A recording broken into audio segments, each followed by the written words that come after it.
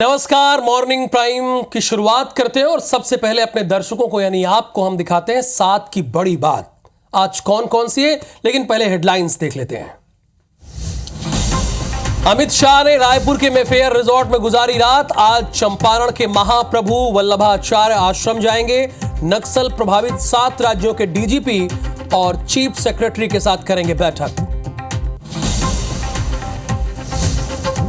प्रधानमंत्री मोदी आज केंद्रीय कर्मचारी संगठन के नेताओं के साथ करेंगे बैठक। ओपीएस, एनपीएस समेत कई मुद्दों पर होगी बात। मध्य प्रदेश में न्यूक्लियर एनर्जी से बनेगी बिजली। Nuclear power corporation of India के साथ कोऑर्डिनेशन। नोटिफाई इलाके को खाली करने और लोगों को मुआवजा देने के लिए बना दी गई है कमेटी। कांग्रेस विधायक देवेंद्र यादव की गिरफ्तारी का विरोध जारी। आज छत्तीसगढ़ के सभी जिला मुख्यालयों में कांग्रेस करेगी प्रदर्शन। दमोह में ईसाई मिशनरी की संस्था पर सीबीआई का छापा। बाइबल और नर्सिंग कॉलेज में दबिश। भोपाल में 2 गाड़ियों में पहुंची है टीम। और इंदौर में लगातार भारी बारिश से जनजीवन प्रभावित। आज सभी स्कूल और आंगनबाड़ी में रहेगी छुट्टी। मौसम विभाग ने जारी किया है बारिश का ऑरेंज अलर्ट।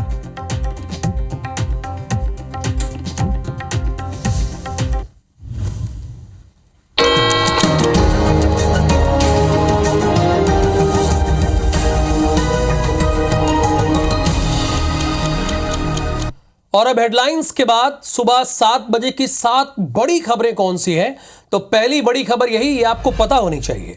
प्रधानमंत्री मोदी केंद्रीय कर्मचारी संगठनों के नेताओं के साथ आज बैठक करेंगे। ये पहली बड़ी खबर है हमारी। अब दूसरी खबर पर आते हैं। रक्षा मंत्री राजनाथ सिंह के 4 दिवसीय अमेरिका दौरे का आज दूसरा दिन है। तीसरी खबर, नेता प्रतिपक्ष राहुल गांधी प्रयागराज जाएंगे। संविधान सम्मान समारोह को संबोधित करेंगे। चौथी खबर, एमपी में इसके लिए कमेटी बना दी गई। पांचवी खबर, राजस्थान के कई हिस्सों में भारी बारिश होगी। छठी खबर, मध्य प्रदेश के इंदौर में बारिश से जनजीवन अस्त व्यस्त है। सातवीं खबर यह है कि अमेरिका में आरएफके जूनियर का चुनाव लड़ने से इनकार है। और अब डिटेल में खबरें। अमित शाह का सीजी प्लान क्या है, नक्सलवाद का फुल और फाइनल समाधान क्या है, पहले उस पर बात होगी।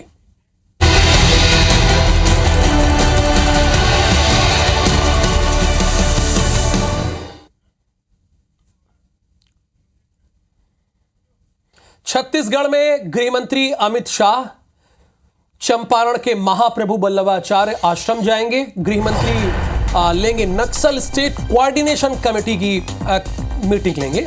7 नक्सल प्रभावित राज्यों के डीजीपी और चीफ सेक्रेटरी इसमें शामिल होंगे। नक्सल प्रभावित क्षेत्रों की सुरक्षा को लेकर चर्चा यहां पर अमित शाह करेंगे डीजीपी से और चीफ सेक्रेटरी से, जो सबसे बड़ा प्रशासनिक अधिकारी होता है, और डीजीपी जो पुलिस का सबसे बड़ा ऑफिसर होता है राज्य का, तो उनके साथ बैठक होगी। और ये 7 राज्यों के साथ बैठक हो रही है। खासकर ये वो राज्य हैं, ध्यान देना चाहिए, जो नक्सल प्रभावित राज्य, जैसे छत्तीसगढ़ हो गया, जैसे ओडिशा हो गया, जैसे महाराष्ट्र हो गया, जैसे मध्य प्रदेश हो गया। तो ये वो सारे राज्य हैं जहां पर देश के गृह मंत्री अमित शाह आज चीफ सेक्रेटरी और डीजीपी के साथ बैठक करेंगे। अब देखिए, राजेश राज हमारे संवाददाता है, इस बैठक की पूरी जानकारी वो लेकर आपके सामने उपस्थित है। बाकायदा उन्होंने रिसर्च किया है, जानकारी इकट्ठा की है कि ये 7 राज्यों के सीएस और डीजीपी क्यों इकट्ठा हुए हैं और अमित शाह किन किन बिंदुओं पर बात करेंगे। क्या नक्सल पर ही बात करेंगे या नक्सल के अतिरिक्त कोई और विषय है जो इनसे बात करेंगे, ये पूरी जानकारी लेकर वो है। राजेश, अब आप बताइए, दर्शक आपको सुनना चाह रहे हैं। बिल्कुल राहुल, जैसा आप बता रहे थे, दर्शकों को बता दूं कि आज गृह मंत्री, देश के गृह मंत्री रायपुर में है। रायपुर और छत्तीसगढ़ के लिए बहुत अहम घटनाक्रम है। और जिस तरह से बता रहे थे आप, जितने सारे पड़ोसी राज्य हैं छत्तीसगढ़ के, मध्य प्रदेश हो गए, झारखंड हो गया, उड़ीसा हो गया, तेलंगाना, महाराष्ट्र, इसके अलावा आंध्र प्रदेश, तो ये वो राज्य हैं जहां पर छत्तीसगढ़ के अलावा नक्सल घटनाएं होती हैं। ये सारे के सारे राज्य नक्सल घटनाओं से पीड़ित हैं। छत्तीसगढ़ में अभियान चलता है, नक्सली भाग करके आंध्र प्रदेश चले जाते हैं, महाराष्ट्र चले जाते हैं, मध्य प्रदेश में उनका मूवमेंट हो जाता है, उड़ीसा चले जाते हैं। तो खात्मे के लिए, जिस तरह से आपको पता होगा, कई बार गृह मंत्री बोल चुके हैं कि 3 सालों में छत्तीसगढ़ से वो खत्म कर देंगे नक्सल समस्या को। तो वो एक गारंटी के तौर पे माना जाता है। उसको पूरा करने के लिए एक वृहद स्तर पे कोऑर्डिनेशन है कि कैसे ये सातों के सातों पड़ोसी राज्य छत्तीसगढ़ के अलावा आपस में मिलजुल करके काम करें। और एक साथ अगर काम किया जाए नक्सल फ्रंट पे, तो फिर वो दिन दूर नहीं जब छत्तीसगढ़ के साथ साथ पूरे देश को, जो सातों राज्य है झारखंड के साथ साथ में, तो वो सभी मुक्त हो सकते हैं। और इसी अहम उद्देश्य को लेकर के आज ये बैठक होगी। चूंकि आप बता भी रहे थे और ये सच भी है कि प्रदेश में जो सबसे बड़े अधिकारी होते हैं वो डीजीपी होते हैं और सीएस होते हैं। सीएस यानी आईएएस ऑफिसर के मुखिया और डीजीपी यानी आईपीएस ऑफिसर के मुखिया।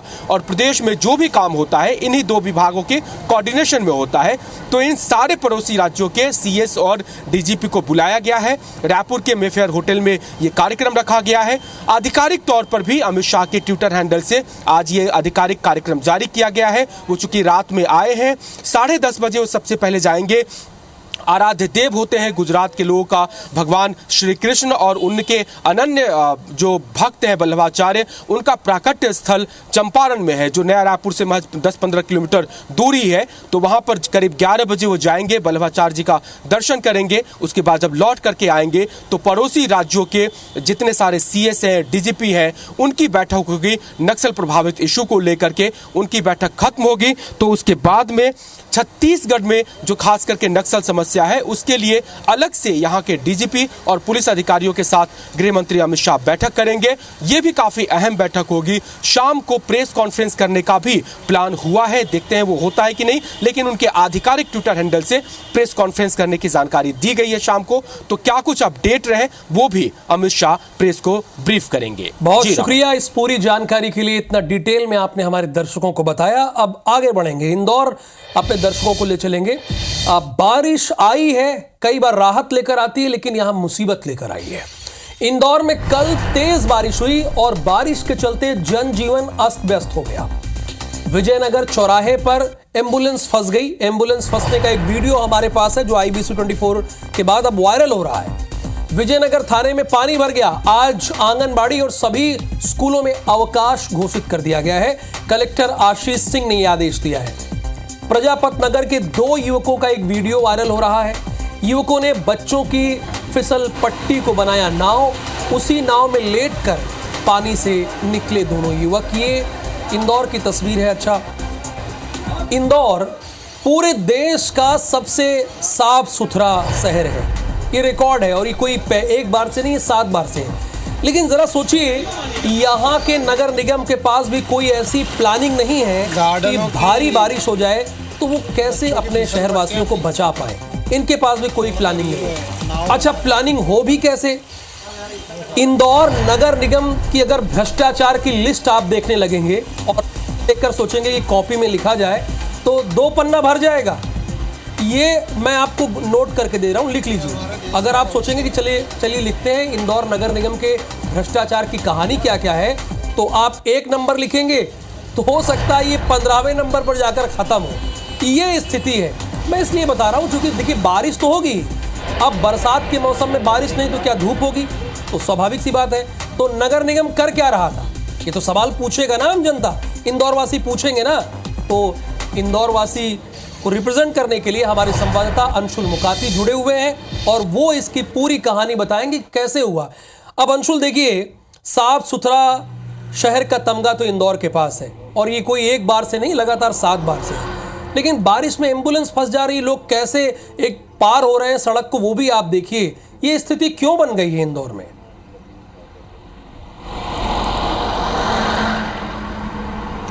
बिल्कुल राहुल, आपको बता दूं कि इंदौर में यह स्थिति पहली बार नहीं है। इससे पहले भी जब बारिश आई थी तब इंदौर में जल जमाव की स्थिति बनी थी और तब भी एक चेतावनी जो है वो नगर निगम के लिए सामने आ गई थी कि यदि शहर में तेज बारिश होती है तो पूरा शहर जो है वो जलमग्न दिखाई दे सकता है। लेकिन समय रहते नगर निगम जो है वो नहीं जागा। सबसे बड़ा उदाहरण यही है कि इंदौर के विजयनगर थाने पर एम्बुलेंस फंसी हुई दिखाई थी, उसके वीडियो भी वायरल हुए। विजयनगर थाना जो है उसके अंदर तक पानी भरा गया और पुलिस कर्मियों को अपना काम छोड़ करके थाने का सामान सुरक्षित करने के लिए जुटना पड़ा। शहर में कल देर रात तक कई ऐसी तस्वीरें आई जहां पर कि जल जमाव था और ये जल जमाव शहर के एक स्थान में नहीं था। ऐसा माना जा रहा था कि पूरा शहर जो है वो जल जमाव की चपेट में आ गया है और कहीं ना कहीं इसके इन सब के पीछे जो कारण है वह जो प्लानिंग है नगर निगम की उसका फेल होना है। बारिश को लेकर के तमाम दावे किए गए थे कि किसी प्रकार का जल जमाव नहीं किया जाएगा, होने नहीं दिया जाएगा। लगभग 46 से अधिक ऐसे पॉइंट बताए गए थे जो कि जल निकासी के लिए चिन्हित कर लिए गए हैं, वहां पर सुधार कार्य कर लिया गया है। लेकिन शहर कल पूरी तरह से जलमग्न दिखाई दिया। इसके पीछे एक और कारण निकल के यह भी आ रहा है कि शहर भर में एक साथ जो विकास कार्य चल रहे हैं उसमें किसी प्रकार की कोई प्लानिंग जो है वो जल निकासी के लिए नहीं की गई। सड़क बनाने वाले ठेकेदारों ने अपनी मनमर्जी से पानी को रोकने के लिए जगह जगह बैरिकेडिंग कर दी। सड़कों के दोनों ओर बैरिकेडिंग करने से जो पानी था वो सड़कों पर ही जमा होने लगा और जब कल शहर में 2 से 3 इंच बारिश हुई तो पूरे शहर में यही स्थिति बन गई, जिसके कारण पूरा शहर जो है लगभग 4 से 5 घंटे तक जाम के कब्जे में रहा। यानी कि जो पुलिसकर्मी हैं उन्हें देर रात खुद मोर्चा संभालना पड़ा। शहर में बड़े अधिकारी जो हैं पुलिस के, उन्हें खुद मैदान में उतरना पड़ा और इस जाम के लिए मशक्कत करना पड़ी। लेकिन जल जमाव जो है वो खत्म नहीं हुआ। हालांकि कल निगमायुक्त जो है उनकी तरफ से निर्देश दिए गए थे सभी अधिकारियों को कि लगातार बारिश हो रही है, फील्ड में रहें, लगातार ये मॉनिटरिंग करें कि कहाँ कहाँ जल जमाव हो रहा है और उसकी जल निकासी जो है कैसे समय रहते की जा सकती है। लेकिन जिस प्रकार से नाला टैपिंग शहर में की गई, जिस प्रकार से नाले की सफाई के लिए जगह जगह लाइनें बंद की गई, वह एक बिना प्लानिंग का काम साबित हुआ और यही कारण है कि पूरा शहर थोड़ी ही बारिश में जो है जल जमाव की चपेट में आ जाता है। बता दिया, अब पोल खोल कर रख दी। भाई सबसे साफ सुथरा शहर है इंदौर, इसमें कोई दो राय नहीं। लेकिन इंदौर कम से कम दूसरे नगर निगमों के लिए इतना तो आइडियल होना चाहिए कि अगर भारी बारिश हो गई तो जल निकासी की प्रॉपर व्यवस्था हो। ये नहीं, इसीलिए मैं बार बार कहता हूं कि IBC 24 देखिए। अगर अपने राज्य को आपको आगे लेकर जाना है तो IBC 24 देखिए, इधर उधर चक्कर में मत पड़िए। बहुत शुक्रिया इस जानकारी के लिए आपका। और दमोह अपने दर्शकों को लेकर चलेंगे। ईसाई मिशनरी की संस्था पर CBI ने छापा मारा है। बाइबल और नर्सिंग कॉलेज में छापा मारा है। 2 गाड़ियों में पहुंची है भोपाल CBI की टीम। जांच में जुटी है टीम, जांच कर रही है। बाइबल और नर्सिंग कॉलेज में यह छापेमारी की कार्रवाई हुई है। 2 गाड़ियों में अर्ली मॉर्निंग CBI की टीम पहुंच गई और जांच कर रही है। पूरी जानकारी ले रही ईसाई मिशनरी की संस्था पर CBI ने छापा मारा है। बाकी कॉलेजेस जिनकी मांग कर रहे हैं हम आपको दिखा रहे हैं दमोह की।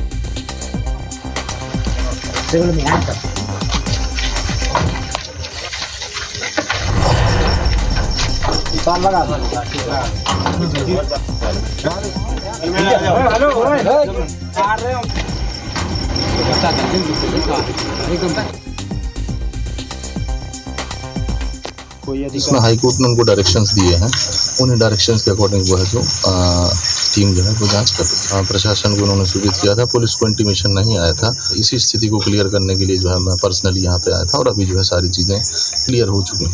CBI है इसमें जी और प्लस लोकल प्रशासन है, साथ ही साथ इसमें जुडिशरी की टीम भी। अब बताइए, आतंकवादियों की मददगार की संपत्ति सीज होनी चाहिए या नहीं होनी चाहिए?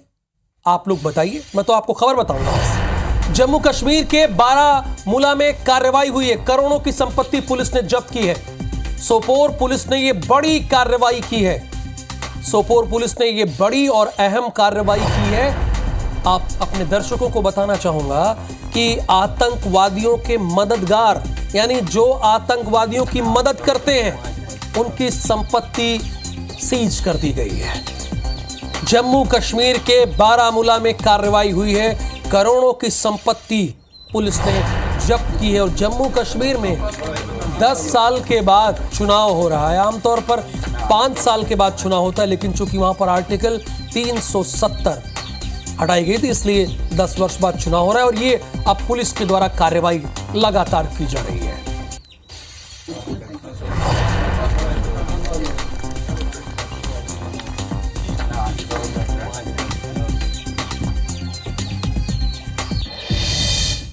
कोलकाता रेप मर्डर कांड का विरोध जारी है और विरोध होना भी चाहिए। पीड़िता की दोस्तों ने मशाल जुलूस निकाला है। कोलकाता की सड़कों पर मशाल जुलूस निकाला गया है। अस्पताल में कई तरह की अनियमितता की जांच की मांग की जा रही। मेडिकल कॉलेज में वित्तीय गड़बड़ी की भी जांच होगी। अब इनके पोल खोलेंगे।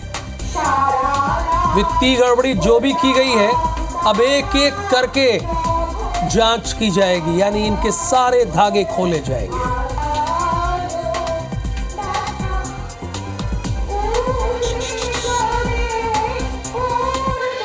करेंगे प्रधानमंत्री नरेंद्र मोदी के यूक्रेन दौरे की, जिस पर पूरे विश्व की नजर है।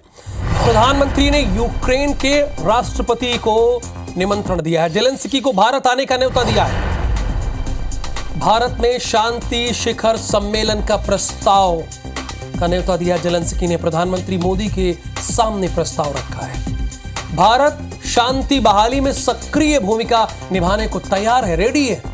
भारत संप्रभुता और क्षेत्रीय अखंडता का पक्षधर है। और जब कल देश के प्रधानमंत्री नरेंद्र मोदी और जेलेंस्की की तस्वीर आई और प्रधानमंत्री नरेंद्र मोदी ने जेलेंस्की के कंधे पर हाथ रखा और जेलेंस्की बहुत दुखी भाव में बच्चों के साथ जो अत्याचार हुआ उसकी तस्वीरें दिखा रहे थे, वो पूरे विश्व भर में हेडलाइंस बनी है। पूरे विश्व भर में उसकी चर्चा हुई है।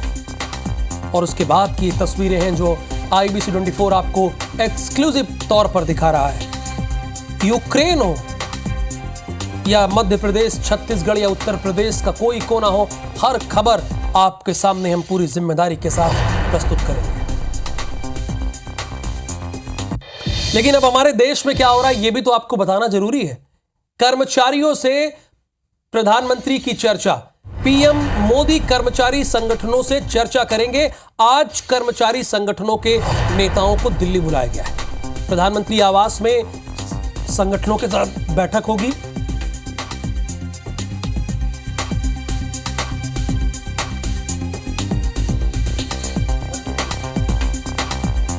बैठक में कर्मचारियों के हितों से जुड़े कई मुद्दों पर चर्चा होगी। पेंशन, एनपीएस समेत ऐसे कई मुद्दे हैं जिस पर देश के प्रधानमंत्री नरेंद्र मोदी इनसे चर्चा करेंगे।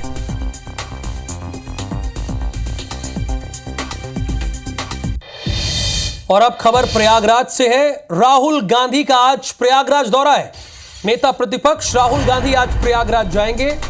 संविधान सम्मान समारोह को वो संबोधित करेंगे। राहुल गांधी ने देश भर के संविधान रक्षकों से कार्यक्रम में आने की अपील की है और बहुत सालों के बाद कांग्रेस का खाता प्रयागराज में खुला है। प्रयागराज की जो इलाहाबाद लोकसभा सीट है वहां पर कांग्रेस बड़े दिनों के बाद जीती है और कभी प्रयागराज जो है वो कांग्रेस का गढ़ हुआ करता था। यहीं पर आनंद भवन है जहां पर जवाहरलाल नेहरू और इंदिरा गांधी से लेकर राजीव गांधी तक रहते थे। और आज संविधान सम्मान समारोह में राहुल गांधी प्रयागराज जा रहे हैं। नेता प्रतिपक्ष के तौर पर वहां जा रहे हैं और उन्होंने सभी रक्षकों से कहा है कि जितने भी संविधान के रक्षक हैं वो बड़ी संख्या में वहां पर आए।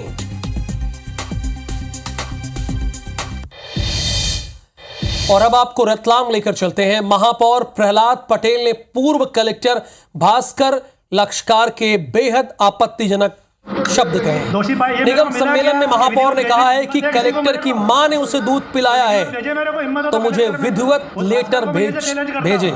दरअसल पूरा मामला रतलाम के सिविक सेंटर की जमीन बिक्री का है जिसे निगम अधिकारियों ने नियमों के विपरीत बेच दिया है।